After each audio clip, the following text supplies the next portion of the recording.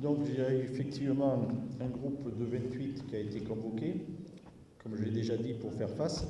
Savoir si nous serons 28 à El Jadida,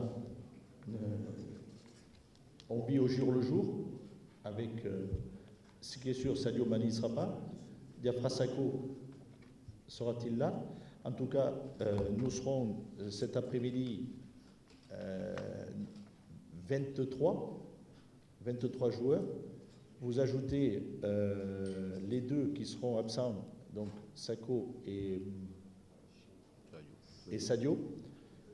Et après, nous aviserons si on doit prolonger, sachant également que la réglementation nous autorise jusqu'au premier match de compétition à changer les joueurs. Donc nous avons encore cette possibilité. Et pour faire écho à travers cette liste de 28, je crois qu'on m'a posé la question de savoir quel était leur programme. Ce sont des joueurs qui sont en activité dans leur club. Et comme le Ghana a énoncé 31 joueurs, comme l'Algérie a fait 7 réservistes, mais 7 réservistes, ils seront appelés si avant le premier match, il y a des blessés. Ce n'est pas des joueurs qui sont en stage avec les sélections. Et c'est toujours un exercice un petit peu compliqué parce que sur le plan humain, ce n'est pas toujours évident, mais c'est des joueurs qui s'entraînent avec leur club et qui, si le besoin au dernier moment s'en fait sentir, on fait venir avec l'équipe nationale. Alors, les matchs seront le 9 et le 13. Gabon, le 9 et le 13. C'est le Gabon qui pilote. C'est le Gabon, ça sera certainement à Casa, puisque le Gabon est à Rabat. Nous sommes à El Jadida, donc on est à égale distance. Mais c'est le Gabon qui pilote l'organisation. Pour la Guinée, de la même sorte. Mais si au final, on joue même sur leur terrain ou notre terrain d'entraînement, ça, c'est pas le problème. On est dans le cadre d'opposition qui permet d'avoir des adversaires qu'on ne connaît pas, des adversaires de qualité, et qui évite de toujours avoir des oppositions entre nous. Vous demandez la classification des gardiens. Vous voulez savoir, bon, là, attendez qu'on part avec 4 gardiens, attendez qu'on enclenche le processus, et puis, vous le savez, mais vous avez déjà des grandes idées quand on sait que c'est les garçons qui sont le plus souvent appelés, c'est-à-dire Koundoul, Camara et Gomis, c'est ces 3 gardiens qui sont en présentation, ceux qui se présentent comme étant les gardiens. Bouna Koundoul, évidemment, endossant le rôle de numéro 1. Et après, on précisera, 14 jours est aussi un élément qui peut permettre de donner une modification et qu'un deuxième passe troisième. C'était Gomis qui était deuxième. Camara est devenu un titulaire à Sochaux. Ça peut jouer son rôle. J'ai connu dans le temps, lors de préparation du Coupe du Monde, gardien de but qui n'était pas prévu et qui, lors de la préparation, a gagné sa place, et c'est lui qui a participé à la compétition. Donc ça peut se modifier ou se mettre en place à l'occasion du stage de préparation. Alors, pour la préparation au Maroc, vous évoquez les conditions climatiques qu'il y a en Guinée équatoriale. Bon, je vous ai précisé que, en ayant été là-bas, que Mongomo est à 600 mètres et que les conditions que vous citez éventuelles de forte humidité, de forte chaleur ne se représentent pas. Alors je sais que vous allez me dire, oui, mais vous pouvez aller jouer ailleurs, effectivement. Et bon, déjà, il y a déjà aussi un paradoxe, c'est que le Gabon, qui a les mêmes conditions, va au Maroc aussi se préparer. Donc aussi ils ont... Bon, enfin bref.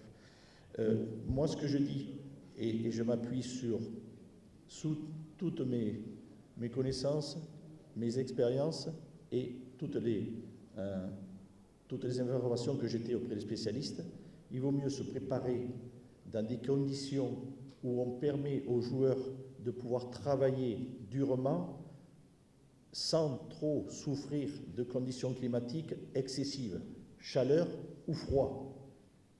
et ce qui permet également de bien récupérer. Si vous êtes dans des conditions de chaleur extrême, vous allez quoi faire? Être obligé de tenir compte. Les joueurs vont souffrir et vous allez encore surcharger, ajouter de la fatigue à la fatigue.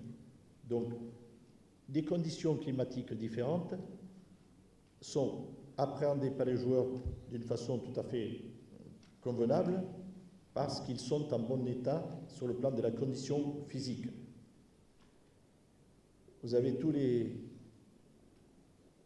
clubs européens, quand ils commencent la saison, vont se préparer en Autriche, en Suisse, dans les montagnes, dans la fraîcheur, et pourtant, au retour, ils jouent sous des températures, je suis bien placé pour le savoir, de 30 degrés et de chaleur. Mais malgré cela, ils vont se préparer à la fraîcheur. Donc l'histoire, ça c'est des clichés, ça. L'histoire des conditions climatiques, de dire il fait froid, il faut s'entraîner au froid, on joue dans le froid, il faut s'entraîner au froid, on joue dans le chaud, on va s'entraîner dans le chaud. Ça non. C'est de pouvoir faire en sorte que le travail soit rompu de fesses dans les meilleures conditions pour pouvoir emmagasiner les moyens d'être en bonne condition physique. Voilà. Ensuite, pour la question de mon contrat, d'objectif sur la CAN, c'est non.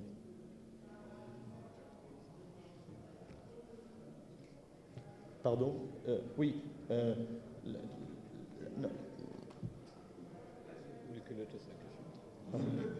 Oui, la supervision. Pardon, excusez-moi. La supervision est nécessaire pour la première équipe, c'est-à-dire le Ghana, ce que je suis en train de faire, même si je visionne les autres. Et les autres adversaires, il y a un élément que la CAN permet, c'est que les matchs se jouent les uns après les autres. Donc la supervision elle se fera fatalement sur place, là, dans l'instant présent, puisque après notre match, le premier, il y aura nos deux autres adversaires qui joueront sous nos yeux. Donc là, on a quand même... C'est une facilité et une particularité de la CAN que d'observer nos partenaires de suite sur le moment. Par contre, le Ghana, non. J'ai déjà décortiqué le Ghana, fait des montages vidéo, puisque ce sont eux nos premiers adversaires. Alors, Lamine Sané, écoutez, Lamine Sané a été mis au repos parce que son genou avait montré des signes un petit peu, mais rien de particulier. Donc moi, je ne le considère pas dans la catégorie des joueurs blessés, sinon je l'aurais évoqué. J'ai évoqué 2 joueurs blessés, parce qu'ils le sont, effectivement. Mais là aussi, c'est pareil. C'est pareil. Comprendre que la situation qu'il vit par rapport à son club et son entraîneur, je ne vous raconterai pas les détails, pour évidemment éviter toujours la même chose. Ne pensez pas que... Mais ceci dit, je comprends. Moi, je comprends un entraîneur de club. Je pense que si j'étais entraîneur de club, je réagirais de la même façon. Perdre mes joueurs importants pendant la compétition, j'avoue que pour un entraîneur de club, c'est un petit peu désirable. Et ce que je trouve étonnant aussi mais j'en aurai le cœur net avec l'entraîneur de Bordeaux, fatalement, je suis bien placé pour cela, c'est que je l'avais rencontré et je lui avais parlé de la situation qui pouvait se présenter si nous nous qualifions, et c'était au mois d'août dernier, si nous nous qualifions pour la CAN au mois de janvier. Je dis, voilà, et lui qui découvre l'entraînement d'une équipe professionnelle pour la première fois, puisqu'il était en sélection, quand il était entraîneur des espoirs, je ne sais pas s'il se posait la question, quand il prenait les joueurs pendant la compétition, si ça gênait les clubs. Donc, je comprends que chacun essaye de défendre ses intérêts, mais à un moment donné, il y a des réglementations qui existent et il faut essayer de faire en sorte que ça se passe le mieux possible. Et c'est l'intérêt de tout le monde. Et puis, je ne vais pas me surcharger parce que c'est un club qui me tient particulièrement à cœur, mais malheureusement pour lui, il y a un autre joueur qui est indisponible pour son équipe qui s'appelle Diabaté, mais ce n'est pas à cause de la CAN. Donc vous voyez que ça existe aussi, les problèmes d'indisponibilité et pas forcément dû à une compétition sportive. Vous m'avez parlé de Grant, l'entraîneur israélien du Ghana qui ne connaît pas ses joueurs. Il va faire l'équipe à l'aveugle. Alors, je pense qu'il a dû quand même visionner cette équipe, les rencontrer, et qu'il saura quand même mettre en place. Je ne m'attends pas du tout à une faiblesse de la part du Ghana parce que l'entraîneur ne connaît pas ses joueurs. Non, pas du tout. Je pense que le Ghana a des arguments, des caractéristiques de jeu, et je pense qu'on retrouvera le Ghana tel qu'on le connaît. Bien, je pense que nous aurons répondu à l'essentiel de vos préoccupations. Je voudrais simplement vous remercier et vous donner rendez-vous très prochainement.